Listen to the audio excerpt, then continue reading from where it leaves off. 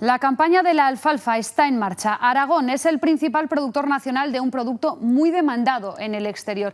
90.000 toneladas se exportaron en mayo de este año. Lo que más se vendió fue el formato granulado. El principal comprador de estos pellets fue Arabia Saudí, seguido de Líbano, de Jordania y por último de Francia. En la venta de forraje en balas, los mayores compradores fueron Emiratos Árabes, China, Qatar y Portugal.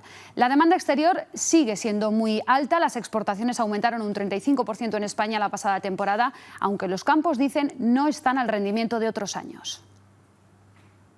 Este camión lleva pacas de alfalfa deshidratada que tendrán como destino final Emiratos Árabes, y es que cerca del 85% de la producción de la alfalfa se dedica a la exportación. Este año la superficie del cultivo se ha reducido porque algunos agricultores han preferido el cereal ante la situación de Ucrania. Aragón es la comunidad del país que más produce alfalfa, cerca del 60% del total. En esta finca de 600 hectáreas en Los Monegros ya ha arrancado el cuarto corte de la alfalfa. Aquí han dejado de sembrar un 15% del total por la disponibilidad existente de agua, así que en esta campaña bajará su rendimiento. Habrá menos producción por el agua, que hay cupos, entonces si la planta tiene necesidad de agua, pues cada vez hay más plagas.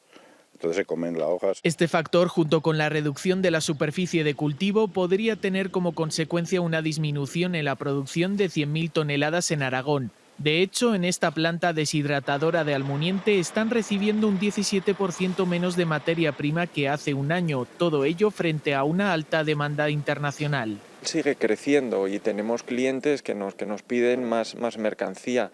El potencial que tienen las instalaciones que estamos manejando todavía tenemos para crecer, ¿no? Los costes se han disparado y para afrontar la crisis del gas en la empresa instalarán un horno de biomasa.